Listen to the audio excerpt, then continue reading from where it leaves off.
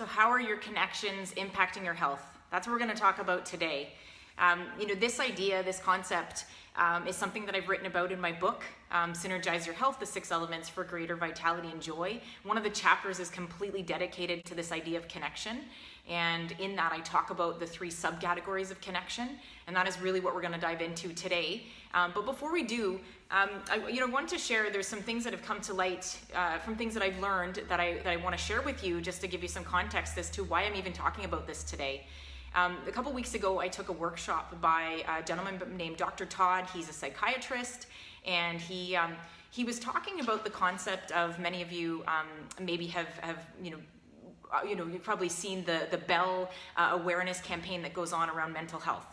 Thanks, Michelle. Hey, thanks for being here. Probably seen the mental health campaign that goes around. I believe it's in March, and it's basically exposing mental health and sharing some awareness and offering some to be able to donate and give support to it.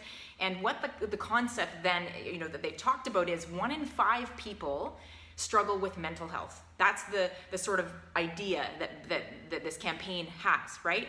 Well, this Dr. Todd basically was dispelling this idea that, okay, that might be the case, but as of the last 15 months, 5 in 5 people are dealing with mental health struggles, right? We're all feeling challenged. We're not all maybe feeling challenged to the same degree. We're all struggling with more anxiety, more stress, more fear, more worry. Every single person, nobody has been through the last year and a half without struggling with some mental health concerns, right? So does that mean you have a mental health issue? Well, no, it just means that we're struggling. We're having a hard time to manage all of what's going on around us in the world, right? So anyway, he dispelled that, and it just was this light bulb moment thinking, okay, this is very liberating. It's a bit scary to think, but it's very liberating, because I think many of us go through the world, having this, that we're strong and we can do this and we can get through it, and we blame ourselves if we're having a hard day, or we feel bad if we haven't got all our shit together, right? We feel bad, and so this really just allowed everyone to have this moment and go, guess what? Right, we're all having a hard time, and it's okay. Right? It's okay. We're allowed to be here, and it won't be forever, and we can support each other within that, right?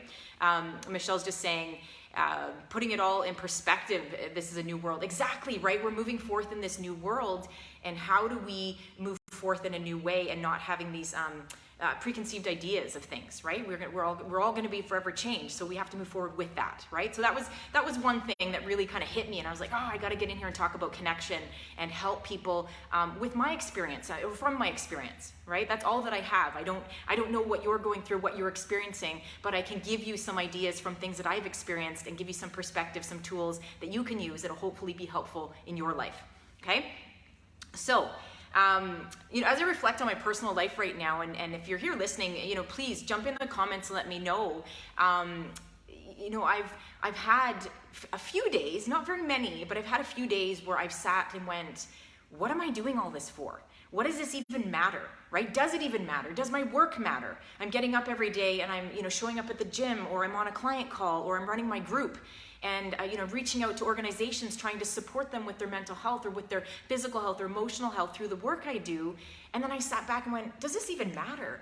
And I've asked this question, and I'm sure many of you have gone there too. Does what I'm doing actually make a difference to the world right now? My province is on fire. Should I not be getting a fire extinguisher and going and supporting the fires, right? There's people, in crisis because of COVID. Should I not be supporting those people, right? And so you kind of come back to feeling like it could be easy to just throw in the towel and say, forget it, I'm not doing this anymore, right? But we can't do that, right? If we all did that, what would that look like, right? That would be even scarier than what we're doing now. So it's nice to have something to hold on to, something to anchor us in and go, guess what? We all have gifts, and we're all bringing them to the world in our own way, and we need to continue to do that, right? That's what's making the world go around. That's what's propelling us forward as a collective. If we all just packed in the towel and said, screw it, we're not doing this anymore, it can be really, really scary. So I'm with you to say, I'm still going ahead with my work. I'm still promoting what I do. I'm still sharing with the world, but I'm coming from that very compassionate place of going, guess what? I have rough days and they suck, and I don't want to stay in those days. I want to move forward in a positive way, and I'm hoping that what I'm going to share with you here helps you to do the same, okay? I've got a bunch of awesome comments coming through. Why am I here? Yeah, totally, Michelle. Yes, right? Why am I here? What's the, the question behind that is, what am I doing here? Is it making, is it purposeful, right? Is it purposeful? So anyway, moving on from that, just grabbing my notes here. So what I want to share with you is I have 3 ideas around connection, 3 subcategories, if you will, and that when we can connect to each of those subcategories, it leads us to feeling a greater sense of vitality in our bodies. We feel more happiness. We can feel more grounded. So I want to share what those subcategories are, and then I'm going to give you some tools for each of them. Okay, so if these are things that you're struggling with, you're feeling challenged right now, even if you take one thing away from today and you can put it into practice and it makes you feel better, then we're off to a great start. Okay, so first subcategory is the connection to ourselves. Okay, the connection to self. Having connection to ourselves lends us to be able to connect to others and to Mother Nature. When we are feeling disconnected from our bodies, from our gut instinct, from our ability to make decisions, ability to make choices with consciousness and go, yes, I'm making this decision, I'm going to move forward with this. When we lose our connection to ourselves, then we feel kind of lost. We feel a little bit unsettled, right? We don't feel like we can make these really big decisions or move forward with certainty, right? And there's lots of uncertainty. So we want to come back to that connection to self. And I have a little story on this before I give you the tips. My grandmother, God bless her, she's passed. She was 87 when she died, and I loved her. She was a huge part of my life. When I was about 19, 20, 21, I was at her house and we'd finished eating dinner, and she got up and threw a can into the garbage bin. And I watched her do this, and I thought, Grandma, like I said to her, Grandma, why are you throwing the can in into the garbage? It needs to go in recycling. And she kind of looked at me with her raspy, she's a smoker, and she looked at me and she says, oh, what the hell, I'm gonna die soon anyway, I'm gonna just throw it in the garbage, right? And I looked at her and I was like, yeah, but what about me? What about my kids? What about the generations behind me? And what I've reflected on is I believe that her connection to herself was limited. She didn't have a strong sense of autonomy. She didn't have a strong sense of her gut instinct or making decisions for herself, right? She just did what others needed her to do most of her life. And so her connection to herself was super limited, if not existent at all. And so for her, in that moment, it was just like, poof, I don't even care because it doesn't matter to me in this moment. What do I care for? Why do I care? And if anything, when we come back to that connection to ourselves, if I'm looking at that as an example, well, what about my son? What about my best friend's kids? What about my nieces, right? The generation coming behind me. If I'm not connected to me, how can I offer connection to them? And how can I be connected to what's happening for them later on down the line, right? So that was, anyway, little story, little side tangent, but important to have that perspective, right? What's going on around you and what are the people around you doing and how are they impacting you, right?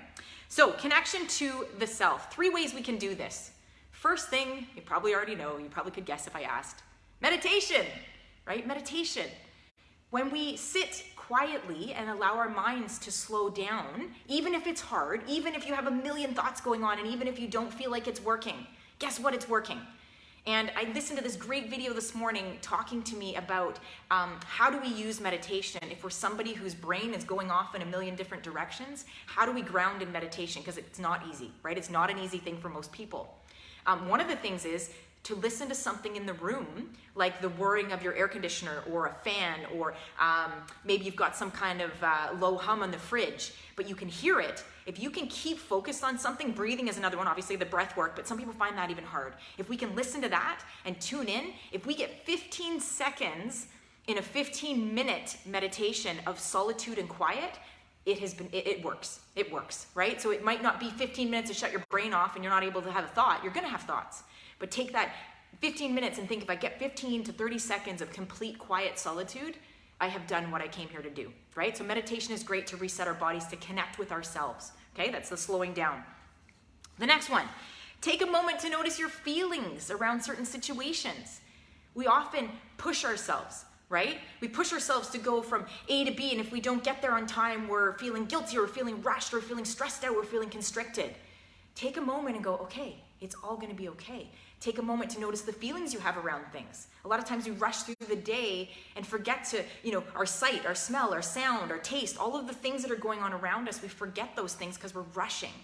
So how do we come back to connection to self? What do I feel in my body right now? Use your senses, tap into different things around you and see what's actually going on and ground yourself, bring yourself back to presence, right? Really, really important one. And the third one, accepting your thoughts and emotions for exactly what they are, right? When we judge ourselves, we're quick to judge, oh, I'm always late, or I'm a messy roommate, or I'm always this or always that, or I should be doing this. We place all of this judgment on ourselves. We lose that sense of self and connection because we're focused on the negative, right? So come back to that positive, that connection to self, because what we think to be true is often what plays out in our life, right? So I know this is a lot of mindfulness stuff, but how to connect to ourselves, come back to that meditation, using your senses, and watching your self-judgment around your thoughts, feelings, ideas, those kinds of things, right? Coming back to yourself. Michelle's given me, the hard part is actually identifying the feeling. Ooh, interesting. Thank you for that. Okay, got this one. I think you're talking about meditation. Yeah, identifying this feeling. This is more difficult than meditation for me. Okay, so coming back to the feeling is more difficult. So I do encourage you to use your senses around that, because sometimes, I don't know if you've heard the idea that when one of our senses is compromised, so in my case, my sense of smell and taste, I had a head injury years ago, and it's extremely compromised. So I don't often smell things or taste things unless someone says it. So they say, oh, the forest floor smells like pine, and suddenly I get that hit. I get that, oh, that's what pine smells like. It's almost like my brain goes back in the files and pulls out the pine smell, right? So I don't always smell things or taste things right away. So I have my other senses, my sense of hearing and sight, have to kind of take over because the other things aren't working so well. So I encourage you to tap into, if you're trying to come back to that feeling, use your senses around you and just sit with your body and experience, what am I feeling? And maybe it's going to come, maybe it's going to come in 2 minutes, maybe it's going to come in 30 seconds. But keep trying, keep practicing that, because the senses can give us a lot of feedback with what's going on in the world around us. And then it can also help us connect to ourselves. Okay, sometimes writing things down can be helpful too, what you're feeling or thinking, and then it can you can put it all together later. Okay, so I hope that was helpful. Those are the 3 ways to connect to yourself. The next category is our connection to others. And like I said, when we have more confidence, connection, and feeling grounded in ourselves, we can more easily connect to other people. And so, again, working on yourself first, but then that lends it to connecting to others. Right? And so with that can be relationships. It could be with your partner, it could be with your kids, could be with your community, could be with your neighbors, right? It can be any kind of connection to colleagues, all of that, right? All of that is part of connection to others. And so there's 3 ways, again, that we can connect to others. I encourage you to get to know your neighbors. If you're in a community that you don't know your neighbors, literally like the houses next to you, or maybe the apartments on your floor, you don't know anybody, I encourage you, next time you see someone, introduce yourself. Hey, I'm Christy, nice to meet you, I live here, how long have you lived here? Something here. Getting to know the people around you gives you a sense of community, belonging, security, right? We feel connected to things around us when we know what's going on. You probably know their dog's name or their kid's name, and then we forget the adults, right? The parents. So I encourage you to get to know people. You don't have to go out and chat with them every day, but be familiar with who's around you if it's safe to do so. Okay? Number 2. Make phone dates with family and friends that don't involve taking your technology with you, right? So being super uber present with those experiences, right? Having those connections, going for a walk, maybe going to dinner, planning something that doesn't involve your phone. So being super connected and present with somebody goes a long way, because most of us are super distracted, right? Easy to be like, oh, I got to ping, I got to check this message, I got to do my email, I got to do this or that. If we can completely eliminate that, we force ourselves to be present. We're better listeners, right? We're better connected to the person that we're with. So really, really nice way to do that. Leave the technology at home. Okay, that's number 2. And the third one, planning dates with family and friends that you are sitting enjoying some kind of conversation or a board game or some kind of meal where you're actually sitting down together and enjoying something. I know a lot of families that I talk to are super busy. They're running kids from here to there, and they're going, and they don't make that meal time a super important time to sit and reconnect. It could be board games, it could be card games, anything that puts you all in the same room and allows you to sit down and converse. Again, it lends itself to being better connected to the people in your lives. Okay, so one is to, first one was to to get to know your neighbors. That's number one, right? Get to know the people in your community, people around you. Second thing is to make dates with family and friends, to do things that don't require you being on your phone. And the third thing is to make meal times or board game times or some kind of quiet, peaceful time that you can be with others in your home that forces you to be connected in some way, okay? To be able to be good listeners and share ideas back and forth. Okay, so those are your 3 ways to connect to others. And number 3, third subcategory, is finding connection to Mother Earth, right? To nature. And again, when we have better connection to ourselves and better connection to others, connecting to Mother Nature is much easier. And there's a few ways we can do that, okay? So 3 things we can do to connect to Mother Earth. These are things some of you may have heard of before. If you haven't and they're new, I encourage you to try them. I encourage you to go out and practice them and see how they feel. Michelle's saying she did learn the dog's name first. I do too, right? It's just easier to remember the kids or the pets. For some reason, we end up doing that. Okay, so third subcategory is our connection to nature. So first thing we can do is something called forest bathing. Have any of you heard of forest bathing? If you've been to some of my talks, or you've been part of my world, you've probably heard me talk about forest bathing.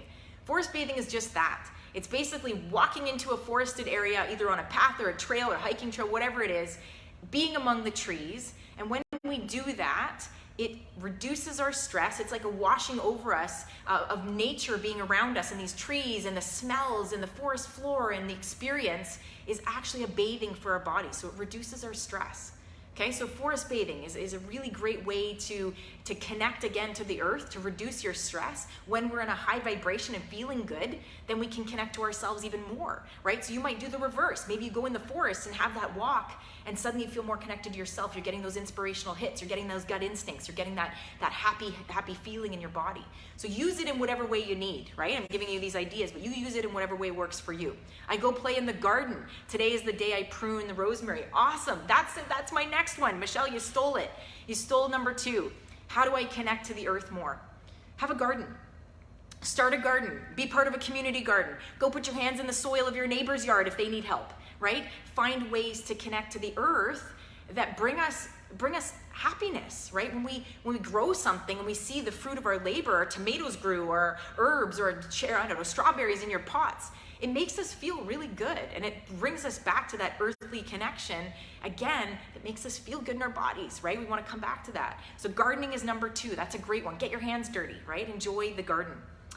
And number 3 is to plan a cleanup party, an earth cleanup party. I mean, we've got Earth Day, right, in April, but we can do this at other times of the year. The summer's a great time. Get one of those little grabbers or wear some gloves, take a bag, and maybe you got 3 or 4 people in your community, and you go and you tidy up all the garbage, right? And you tidy up and you make the community look good, and you feel good in the process because you're taking care of the earth. And again, it's reconnecting us to the earth.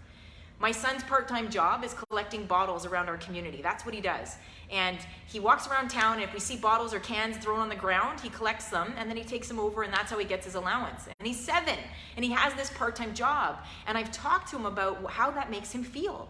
And we've talked about, the connection to the earth. We're taking care of Mother Earth because we're tidying up someone else's trash, and it makes us feel good, and then he earns a little bit of money for it, which is the reward for him, right? You got to give him a reward. He's 7.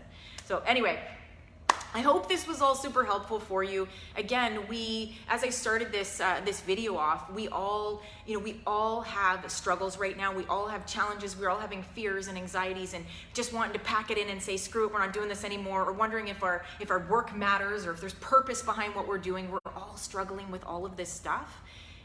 So I hope that these 6 or 9 ideas, these categories of connection, offer you some help and guidance as far as what can I do to reconnect to myself, and know that what you're doing does matter, right? We all have something to bring to the world. We all have a gift, and it really does matter. If you want to learn about this more and you want to dive into this topic a little bit deeper, I encourage you to check out my book if you don't already have a copy, Synergize Your Health, the 6 elements for greater vitality and joy. Connection is one of those topics. I dive into it in a whole chapter. There's lots of really cool information in there, and lots of resources included with the book. So please check it out if you haven't already, and I hope this was helpful today. And if you have anything else to add, Michelle, you've been super helpful adding some comments for people. Please drop some comments in, let people know what you're thinking, or if you're catching this on the replay, please do still add your comments and let us know if this was helpful and what you do to connect to yourself. How does connection impact your health? I'd love to know. All right, thank you all so much for being here, and I will see you in the next video.